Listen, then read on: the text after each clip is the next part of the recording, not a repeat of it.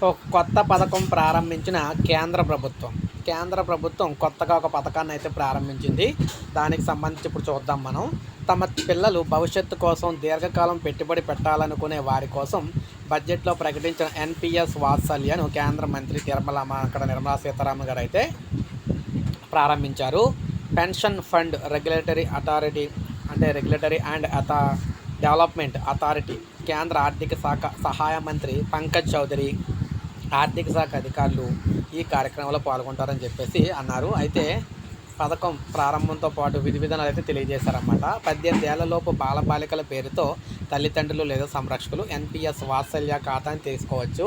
పిల్లల మేజర్లు అయ్యాక ఆ ఖాతా సాధారణ ఎన్పిఎస్ ఖాతాగా మారుతుందని జూలైలో ప్రకటించిన బడ్జెట్లో తెలిపారన్నమాట. దేశంలోని ప్రజలందరికీ కూడా సామాజిక భద్రత కల్పించాలనే లక్ష్యంతో 2004లో తీసుకొచ్చిన ఎన్పిఎస్ పన్ను ప్రయోజనాలతో పాటు దీర్ఘకాలిక పెట్టుబడి పథకంగా బాగా ప్రాచుర్యం అయితే పొందిందనమాట. ఇది ఇప్పుడు మరింత విస్తృతపరుస్తూ మైనర్లకు కూడా వాత్సల్య పథకంలోకి అయితే తేవడం గమనార్హం.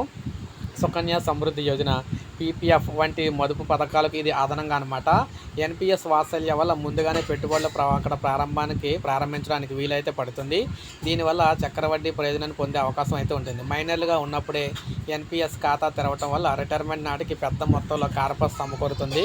ఎన్పిఎస్ వాత్సల్య ఖాతా వల్ల చిన్నతనం నుంచే తమ పిల్లలకు నుంచే పొదుపు అలవాటు చేసినట్టు కూడా అవుతుందన్నమాట.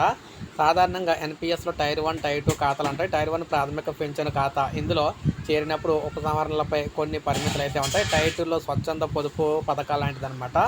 ఎన్పిఎస్లో పెట్టుబడిపై సెక్షన్ 80 సిసిడి B1 కింద 50,000 వరకు పన్ను మినహాయింపు అయితే లభిస్తుంది. ఇది సెక్షన్ 80C పరిమితి 1,50,000కు అదనం అనమాట.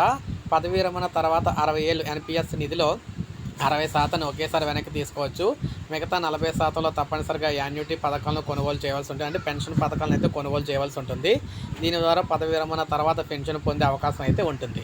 సో చూసారు కదా, ఈ విధంగా కొత్త పథకాన్ని అయితే ప్రారంభించడం జరిగింది కేంద్ర ప్రభుత్వం. సో అవకాశం ఉన్న వాళ్ళు బ్యాంకుల దగ్గరికి వెళ్ళి మీ పిల్లలకు సంబంధించి మీరు ఏమన్నా సేవ్ చేద్దాం అనుకుంటే సేవ్ చేయొచ్చు అనమాట. సో ఇది మనకు అప్డేట్. ఒక లైక్ చేయండి, సబ్స్క్రైబ్ చేసుకోవద్దు, మన ఛానల్ సబ్స్క్రైబ్ చేసుకోండి.